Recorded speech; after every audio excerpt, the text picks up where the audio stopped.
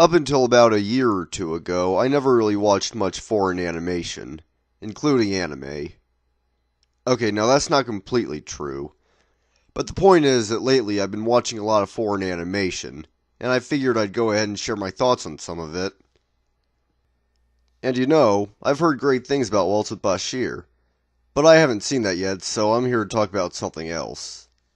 I actually looked up the wiki for Israeli animated films, and I figured I'd go ahead and work my way down until I got to Waltz with Bashir. So the first one I'm going to talk about is $9.99. And as an American, it feels weird to say it like that, but that's how the characters say it, so whatever. Without giving away spoilers, I would give this a 6 out of 10. The movie had some good ideas, but it just didn't live up to its potential. Now I'm going to talk about the movie, so if you don't want anything spoiled, go ahead and leave right now. But for those of you who are still here, let's get on with it. So first off, the movie is set around several different characters, which I felt was a good idea, but I felt like it was executed poorly because nobody's storyline really interconnects with each other. I mean, they kinda do, but barely. The movie starts with this guy getting threatened at gunpoint, and after he manages to talk the gunman out of doing anything, the gunman kills himself. So the other guy goes home to his two sons. One of them works as a repo man, and the other one becomes a repo man, but ends up getting fired. Now, I don't know why, but repo men are made to be the scum of the earth in this movie. And I don't understand why. I mean, Emilio Estevez was pretty good in that movie. Fuck you. So anyway, the son that gets fired ends up buying a book about the meaning of life for the convenient price of $9.99, which we'll get to that later. Needless to say, he's taken away when he reads it, and his dad ignores him for most of the movie because he got fired. So we get a movie about a father and son discussing what life is all about. Actually, no. Between the scenes of the guy bragging about knowing the meaning of life now, we get all these stories that, like I said earlier, barely connect together. For instance, the guy that kills himself comes back as an angel and interacts with some of the characters, mainly this old guy. My favorite part of the movie is when the old guy pushes the angel off of the roof to his second death, which is witnessed by the dad again. The old man goes up to a cop to confess to the killing, but the cop's like, nah, there's no crime here, I see dead angels all the time. Which makes it seem like you could get away with murder by just strapping wings to people and throwing them off really high buildings in this city. I don't know why I think that's really entertaining. Anyway, there's also this kid who wants to buy some soccer-related toy, so his dad gives him 50 cents for every time he drinks a glass of milk. And then when the kid has enough money, his dad tells him it's time to smash his piggy bank. Now this is something I have never understood in TV or movies. Smashing piggy banks. I mean, why? Because every piggy bank I have ever seen has a hole in the bottom. I mean, what the fuck? So anyway, the kid doesn't want to do it.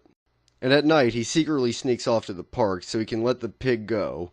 I guess he wants the pig to be free, but come on, it's a ceramic piggy bank. I know it's supposed to be really charming and all this, but I can't help but wonder how the dad reacted when he found out that the kid got rid of the piggy bank and all the money. Do you want to see my new chainsaw and hockey mask? Nonetheless, I do admire that the dad's teaching his son the value of earning things. He explains to his son that you gotta work hard for what you want in life, and that's a lesson that I can get behind. So moving on, there's this couple that's having a rough patch in their relationship, and I'll tell you right off the bat that they don't recover from it. She wants to get married, settle down, have kids, and, have a career, and the guy thinks that that's not all important. He has these hallucinations of miniature men who I suppose represent his immaturity. But when he finally does decide to patch up their relationship and get serious, she's like, oh, you smoked pot recently. This can't work out. And it's alright to have your own standards, okay? There's nothing wrong with that. But, a good relationship is about compromise. And the way she leaves him, she just comes across as a bitch if you ask me. But that's another thing I can get behind with this movie. Not all relationships work out. That's just not how life works.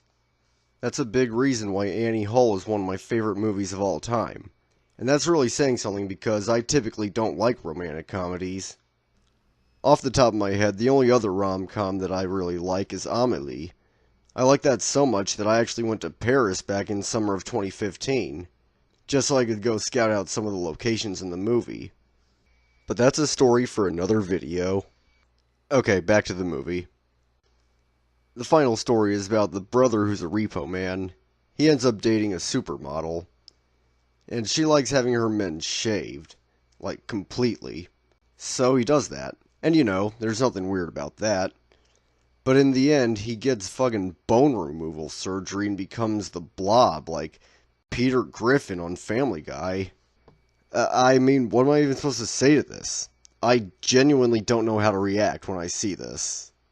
I guess it's symbolic of changing who you are for people who you love, but it's just too cartoonish about it. And that's something I never want to criticize animation about, being too cartoonish.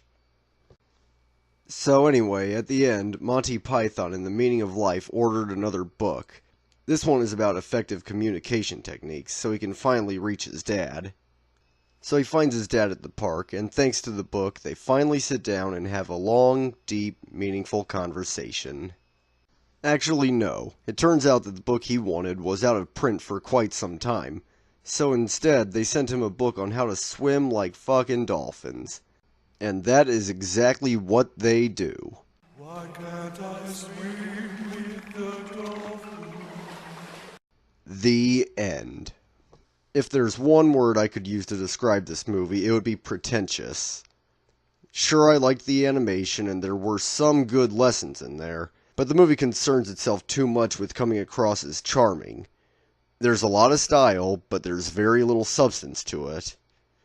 Overall, it's not a movie that I really care to see again, but if someone wanted to watch it with me, I wouldn't object.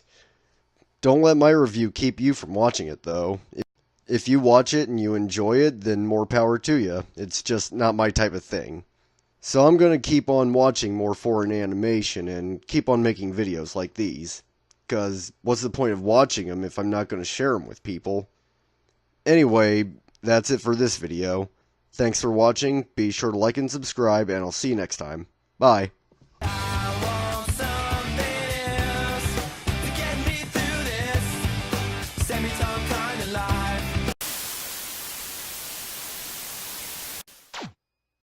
This is a product of our great society.